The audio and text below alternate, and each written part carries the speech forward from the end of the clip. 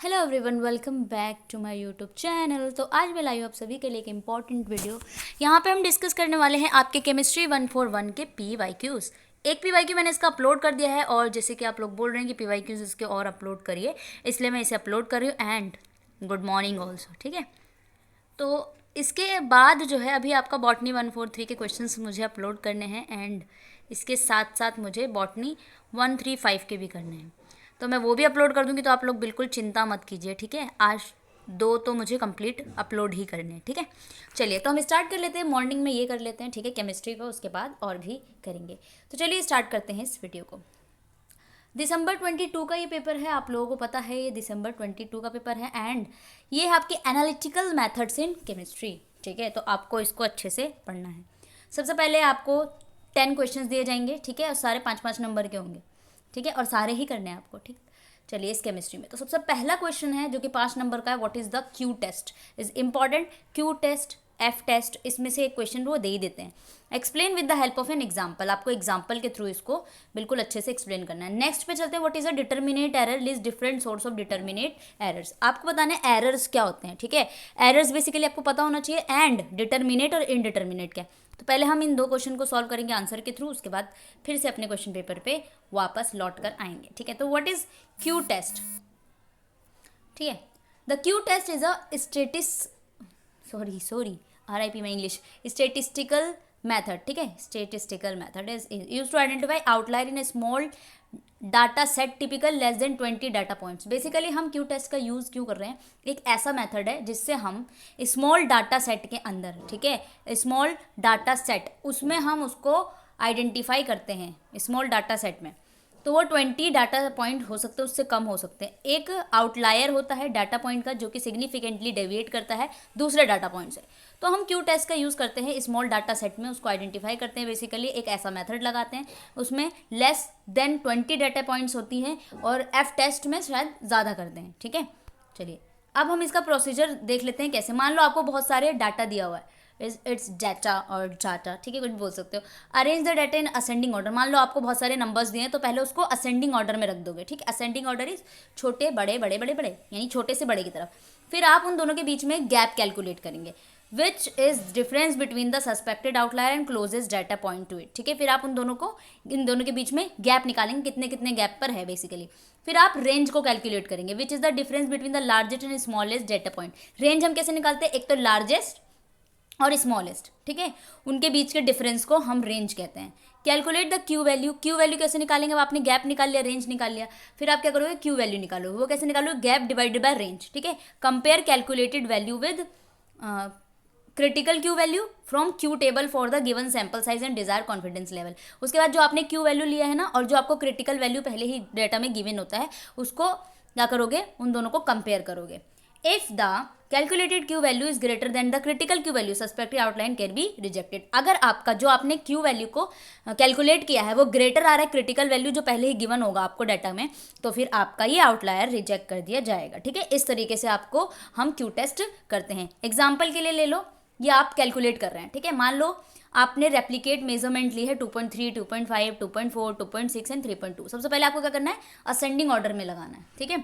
The value of 3.2 appears to be an outlier, शायद ये आपका क्रिटिकल वैल्यू, ठीक है, 3.2। अब यहाँ पे 2.5 इन सबको अरेंज ऑर्डर में लगाओगे आप, सबसे छोटा उससे बड़ा उससे बड़ा। अब आपने लगा लिया, गैप निकालोगे 3.2 और 2.6, इन दोनों के बीच का गैप, ठीक है, आपने निकाल लिया। पीछे से होता है, आप उसको गैप निकालेंगे। उसके बाद रेंज कैसे निकालेंगे, जो सबसे बड़ी वैल्यू है 3.2, सबसे छोटी वैल्यू 2.3, आपने निकाल लिया रेंज। फिर आप क्यू वैल्यू कैसे निकालोगे, जो आपका आया है गैप अपॉन रेंज, उससे निकालोगे तो आपको 0.67 आ जाएगा। For sample size 5 and 95% confidence level, confidence critical Q value is approximately आपका 0.76 आ रहा है। सिंस कैलकुलेटेड क्यू वैल्यू आपका 0.67 है, is less than critical value, तो we can not reject the outlier. In this case retain the value is data set, ठीक है। I hope you understand किस तरीके से इसको किया गया है। अब आपके पास आता है डिटर्मिनेट एरर। क्या होता है डिटर्मिनेट एरर, इस टाइप के एरर्स होते हैं जिसमें नॉन कोज आ जाता है, ठीक है। हम करेक्ट और अवॉइड कर सकते हैं, हम करेक्ट कर सकते हैं इसको, वो आपकी डिटर्मिनेट एरर्स होती है। ऐसी एरर जो हम करेक्ट कर सकते हैं, ठीक है। They can be classify into several types. और इनडिटर्मिनेंट ऐसे है जिसको हम करेक्ट नहीं कर सकते हैं। तो ये आपके कौन कौन से टाइप होते हैं, एक तो इंस्ट्रूमेंटल एरर आ गया। मान लो आप कोई भी इंस्ट्रूमेंट यूज़ कर रहे हो मेजर करने के लिए, ठीक है, उसमें कुछ एरर आते तो आप उसको कर सकते हैं। Imperfection, limitation, measuring instrument, zero error, calibration errors, ये इसके एग्जाम्पल बनते हैं। मैथोडिक एरर्स क्या होते हैं? In the analytical method use incomplete reaction या फिर लॉस ऑफ एनालाइट, इस टाइप के एरर में हम डिटर्मिनेट एरर लगाते हैं, ठीक है। पर्सनल एरर क्या होता है? Result from the analyst skill और टेक्निक से, रीडिंग एरर या कैलकुलेशन मिस्टेक हो जाती है ना, तो उसको भी करेक्ट कर सकते हैं। Sample error related to the sample itself, impurity आ गई, नॉन रिप्रेजेंटेटिव सैम्पल आ गए, तो हम उसको दोबारा से करेक्ट कर सकते हैं, ठीक है। नेक्स्ट क्वेश्चन पे चलते हैं।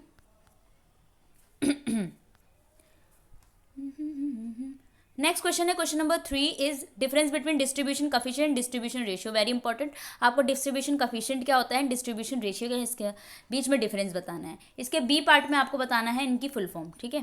आ जाओ।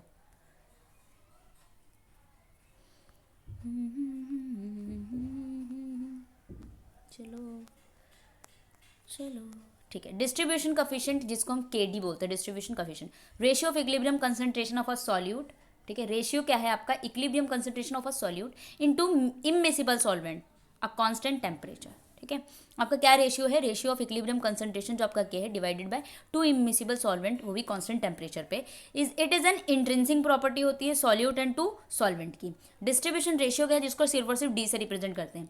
इसमें होता है the ratio of total analytical concentration of a solute, ठीक है, analytical concentration of a solute in the organic phase and divided by total analytical concentration in aqueous phase. Total analytical concentration in आपका organic phase में divided by total analytical concentration aqueous phase.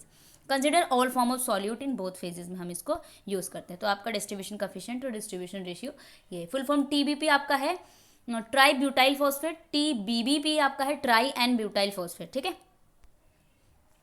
Next question पे चलते हैं, आपका question number 4।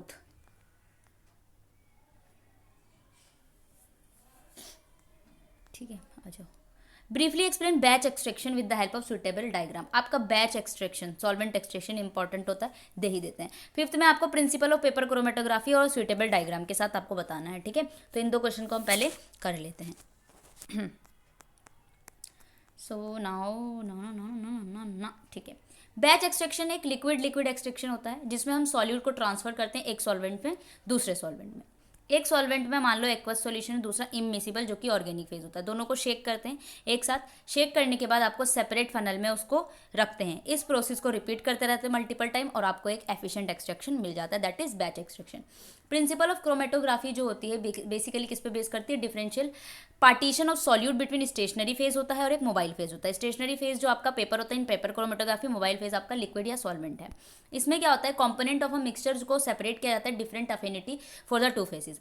Mobile phase जो होता है वो आपका मूव करता है through paper by capillary action के थ्रू सॉल्यूट होता है इसके अंदर। डिफरेंट सॉल्यूट के डिफरेंट माइग्रेशन रेट होते हैं जिससे आपको सेपरेशन और डिस्टिंक्ट बैंड्स आपको पेपर पे देखने को मिलता है। आपने ये जो डायग्राम है इसके थ्रू आपने देखा होगा, ये सॉल्वेंट रन कर रहा होता है, ठीक है, ये सॉल्वेंट है, ये रन कर रहा होता है, इसके ऊपर बहुत सारे ऐसे बैंड्स देखने को मिलते हैं। फिर आपको पता चल जाता है कि पेपर क्रोमेटोग्राफी किस तरीके से हो रही है, ठीक है। I hope you understand. तो आप लोग पेपर क्रोमेटोग्राफी कर चुके होंगे बहुत बार अपने प्रैक्टिकल्स में, ठीक है। चलिए, question number 6 is list the characteristics of an adsorbent, ठीक है, यूज्ड इन कॉलम क्रोमेटोग्राफी। आपको बताना है कि एडजोबेंट जो हम कॉलम क्रोमेटोग्राफी में यूज़ कर रहे हैं क्या क्या कैरेक्टरिस्टिक्स हैं उसके, और एग्जाम्पल भी बताने हैं 2 एडजोबेंट्स के, ठीक है। उसके बाद है हाउ कैन एडजोबेंट्स बी एक्टिवेटेड। आपके एडजोबेंट्स कैसे एक्टिवेट किए जाते हैं उसको एग्जाम्पल के साथ बताना है, ठीक है। सो नेक्स्ट क्वेश्चन नंबर 6 ना, यस। एडजोबेंट देखो, एडजोबेंट जो आप यूज़ करते हो कॉलम क्रोमेटोग्राफी में, एक तो उसका हाई सरफेस एरिया होता है, सिलेक्टिव एड्जॉर्प्शन होता है, गुड मैकेनिकल स्टेबिलिटी होती है, इनर्टनेस भी होता है toward solute, uniform particle size होता है। एग्जाम्पल के लिए एल्यूमिना और सिलिका जेल आपके मोस्ट यूजली आपके एडजोबेंट होते हैं किसमें? Paper chromatography. आपको बताना है एडजोबेंट कैसे एक्टिवेट होते हैं, ठीक है। एडजोबेंट कैसे एक्टिवेट होते हैं? हीट से, हम उसको हीट करते हैं, मॉइस्चर को रिमूव कर देता है एंड अदर इंप्योरिटीज़ को भी, ठीक है। एग्जांपल के लिए सिलिका जेल एक्टिवेट करते हैं हीटिंग कम से कम 150 से 200 डिग्री सेल्सियस तक, ठीक है। हम उसको हीट करते हैं जिससे क्या होता है? मॉइस्चर रिमूव हो जाता है और इंप्योरिटी भी रिमूव हो जाती है, ठीक है। नेक्स्ट क्वेश्चन पे चलते हैं। नेक्स्ट है आपका क्वेश्चन नंबर 7, ठीक है। 14 के 14 क्वेश्चन हम करेंगे यहाँ पे क्योंकि आपको इसमें से 10 ही करने हैं, ठीक है। तो 14 क्वेश्चंस हैं। Right the general equation when a metal ion exchange with, आपको एक इक्वेशन बतानी है जब आप मेटल आयन को एक वीक कैटायन एक्सचेंजर से एक्सचेंज करते हो और स्ट्रॉन्ग कैटायन एक्सचेंजर से एक्सचेंज करते हो। फिर उसके बाद इसके बी पार्ट में बताना है what is dry weight total capacity of a resin क्या होता है और कैसे इसको एक्सप्रेस किया जाता है, ठीक है। और देन यहाँ पे हम क्वेश्चन नंबर 8 भी देख लेते हैं। Describe the factors which affect conductivity of an electrolytic solution is important, कौन कौन से फैक्टर हैं जो कि कंडक्टिविटी को बेसिकली अफेक्ट करते हैं। 9th क्वेश्चन है right the factor which limit the accuracy of the pH measurement, ठीक है। कौन कौन से फैक्टर्स इसमें जो कि पीएच ऑफ मेजरमेंट को भी अफेक्ट करते हैं। तो ये हम 3 क्वेश्चंस करेंगे यहाँ पे आंसर में से, क्योंकि बार बार स्क्रॉल करना पड़ रहा है गाइस, जैसे आप इंस्टा पे ना रील्स को स्क्रॉल करते हैं, राइट। जब हम मेटल आयन को एक वीक कैटायन एक्सचेंजर से एक्सचेंज करेंगे, ठीक है, ये आपका मेटल आयन है और ये आपका वीक कैटायन एक्सचेंजर है, कैटायन एक्सचेंजर, तो क्या होगा आर सी डबल बॉन्ड हो यहाँ ये वाला पार्ट और एम प्लस एम यहाँ से जुड़ जाएगा और आपका एच प्लस अलग हो जाएगा। जब आप स्ट्रॉन्ग कैटायन एक्सचेंजर से यूज़ करेंगे मेटल आयन को तो कैसे होगा RSO3H, ये स्ट्रॉन्ग कैटायन एक्सचेंजर है, तो क्या होगा RSO3 और यहाँ से हाइड्रोजन हट जाएगा और एम लग जाएगा, बस सिंपल सा, ठीक है। ऐसे एक्सचेंज करने के लिए आता है question. Dry weight total capacity of resin क्या होता है, एक maximum amount of ion that can be exchange per unit weight, ठीक है। क्या है basically dry weight is total capacity of a resin, maximum amount of ion that can be exchange per unit weight. Total आपको क्या करना है per unit weight of the dry resin, that is आपका क्या है ये टोटल कैपेसिटी ऑफ रेजिन, ठीक है। तो बाय द ड्राई वेट हो जाएगा, ठीक है। तो ये आपको एक्सप्रेस किया जाता है मिली इक्विवेलेंट पर ग्राम, ठीक है, मिली इक्विवेलेंट पर ग्राम में। उसके बाद क्वेश्चन नंबर 8 में था कि आपको बताना है factors affecting conductivity of electrolytic solution. सबसे पहला फैक्टर है कंसंट्रेशन ऑफ द इलेक्ट्रोलाइट, जितना ज़्यादा कंसंट्रेशन उतनी ज़्यादा higher conductivity. Nature of electrolyte, strong electrolyte जो होंगे उसकी हायर कंडक्टिविटी होती है वीक इलेक्ट्रोलाइट के कंपेयर में। टेम्परेचर की अगर हम बात करें कंडक्टिविटी जो होती है टेम्परेचर के साथ साथ इंक्रीज होती रहती है, क्योंकि आप टेम्परेचर बढ़ाओगे तो आयंस एक साथ मूव करने लगेंगे धड़ाधड़, तो क्या होगा उसकी कंडक्टिविटी भी इंक्रीज हो जाएगी। Viscosity of solvent, higher viscosity होगी, रिड्यूस मोबिलिटी होगी और डिक्रीज विस्कोसिटी हो। तो विस्कोसिटी से क्या हो रहा है इनवर्स रिलेशन है, कंडक्टिविटी डिक्रीज होती है, ठीक है। ये सारे पॉइंट्स आप लिख देना। Factors limiting accuracy of pH measurement, दोबारा आ गया क्या, हाँ, limiting accuracy of pH measurement. ये देखो electrode response, pH electrode exhibit non Nernstian behaviour at extreme pH value affecting accuracy. Basically अगर पीएच आपका नॉन नस्टेशन बिहेवियर होता है, वो एक्सट्रीम पीएच, अगर आप पीएच बढ़ा देते हो तो वो नस्ट इक्वेशन को फॉलो नहीं करता। टेम्परेचर इफेक्ट कैसे करता है, pH measurement are temperature dependent होता है and deviation from the calibration temperature can be introduce error. अगर टेम्परेचर में डेविएशन आ रहा है तो आपका एरर होना के चांसेस हैं। Ionic strength, high ionic strength जो होता है वो एक्टिविटी ऑफ कोफिशिएंट को आयंस को अफेक्ट करता है और पीएच रीडिंग को इन्फ्लुएंस करता है। Liquid junction potential, the potential difference interface between reference electron solution can be introduce errors, ठीक है। ओहो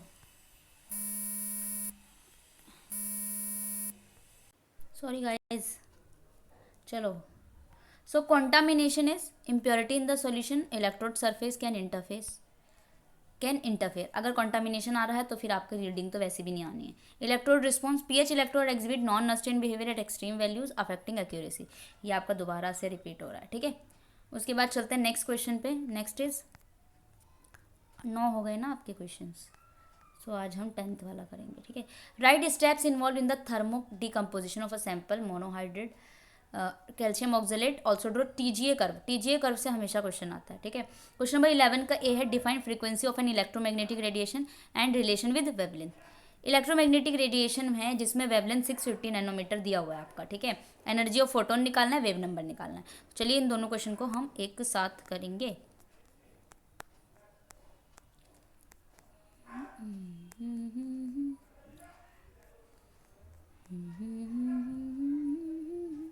चलो, thermo decomposition of calcium oxalate monohydrate. सबसे पहले आप क्या करते हो, डिकम्पोजिशन कर रहे हो किसका, ऑक्जेलेट मोनोहाइड्रेट का। सबसे पहला स्टेप है डिहाइड्रेशन, यानी जो भी आपका मोनोहाइड्रेट है वो अपने पानी के मॉलिक्यूल्स को रिमूव कर देगा एनहाइड्रस कैल्शियम ऑक्जेलेट से।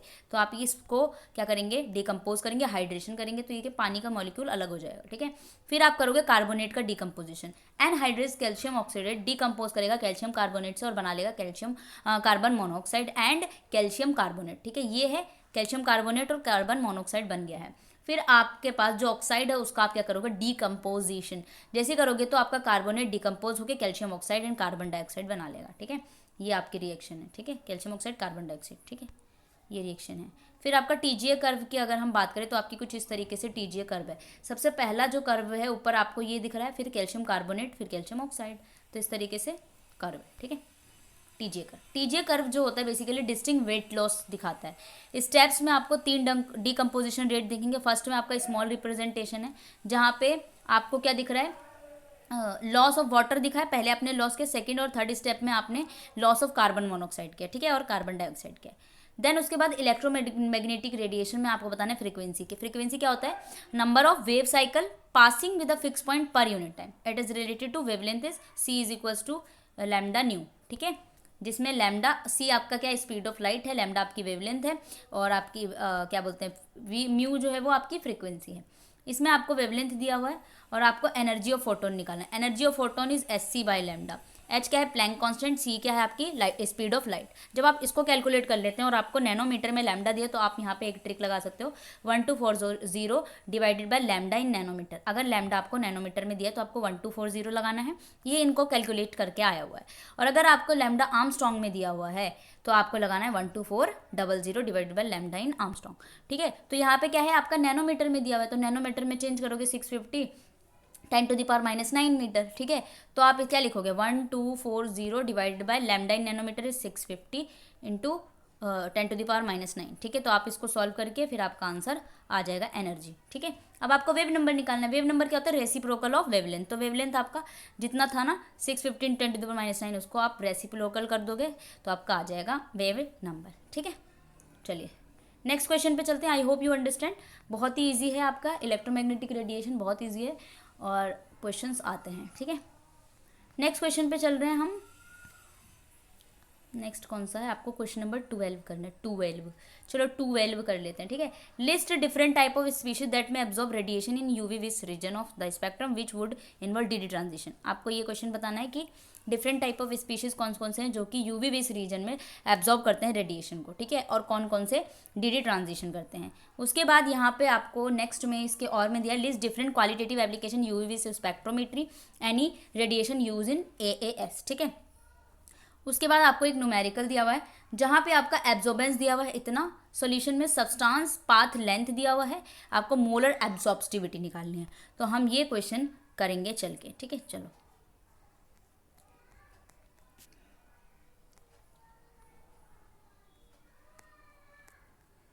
अब हम करने वाले हैं next question number 12। Species absorbing, कौन कौन सी स्पीशीज हैं जो कि एब्जॉर्ब करते हैं यूवी विस रीजन में, ठीक है, अल्ट्रावायलेट वाली visible. Molecules with pi electron, जिनके पास पाई इलेक्ट्रॉन लाइक एल्कीन्स, ठीक है, alkynes, aromatics. Molecules with an electron, जिनके पास एन इलेक्ट्रॉन है लाइक कार्बन कंपाउंड या नाइट्रो कंपाउंड।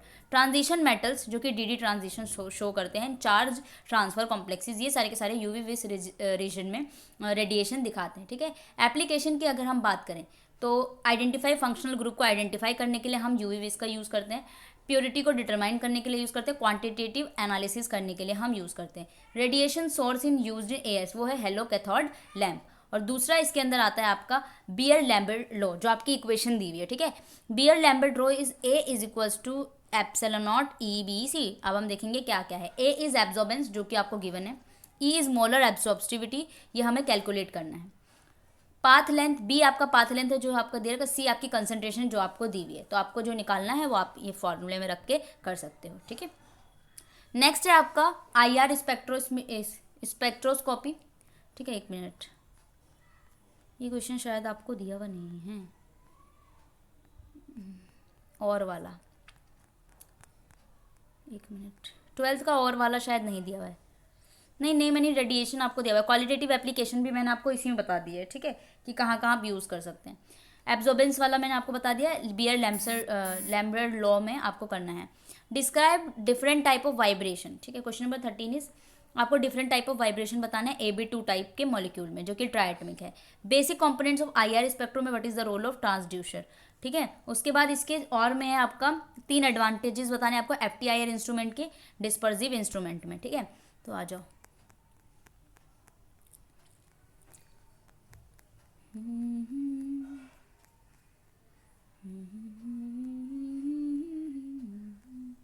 देयर इज 13, ठीक है 13 IR स्पेक्ट्रोमेट्री, जिसमें आपको ट्राई एटॉमिक मॉलिक्यूल का बताना है वाइब्रेशन। तो एक होता है सिमेट्रिक स्ट्रेच, एक होता है एसिमेट्रिक स्ट्रेच और एक होता है बैंड। ये आपका AB3 टाइप का बेसिक कंपोनेंट जो आप स्पेक्ट्रोमेट्री में यूज़ करते हो, रेडिएशन सोर्सेज, सैंपल कंपार्टमेंट है, मोनोक्रोमेटेड डिटेक्टर, रिकॉर्डर। सबसे पहला जो है वो ट्रांसड्यूसर है, जो कि क्या करता है सिग्नल को डिटेक्टर से लाता है और उसको डिस्प्ले कर देता है रिकॉर्ड में।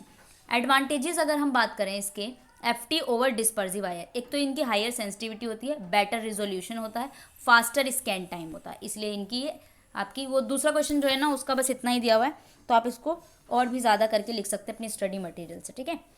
उसके बाद है क्वेश्चन नंबर 14, आपको AS स्पेक्ट्रोमेट्री के बारे में बताना है। रेडिएशन सोर्स का क्या रोल है इसके अंदर, तो emits light of a specific wavelength, जो कि एब्जॉर्व किया जाता है एटम से फ्लेम में, ठीक है। Radiation source hollow cathode lamp में यूज़ किया जाता है। Qualitative analysis by flame atomic emission, emission line spectra हम इसमें यूज़ करते हैं। Spectra with non standard flame colour observation किया जाता है, ठीक है। Qualitative application identification of element based on their characteristic wavelength और एमिटेड लाइट के बेस पे हम उसको यूज़ करते हैं। Better resolution, faster scan time होता है, ठीक है। बस ये आपका हो गया है। जो आपको नहीं समझ में आया होगा आप मुझसे PDF लेके इसको पढ़ सकते हैं, ठीक है। PDF इज़ पेड एंड बहुत ही सस्ती है, आप इसकी PDF को पढ़ सकते हैं। और जो जो क्वेश्चंस आपको ना समझ आए मुझे कमेंट में बता देना, मैं आपको दूसरे पेपर में भी समझा दूंगी और अच्छे से, ठीक है। तो यहाँ पे ये इस तरीके से ही दिया हुआ है, ठीक है। चलिए मिलते हैं नेक्स्ट में, जब तक के लिए bye bye and take care.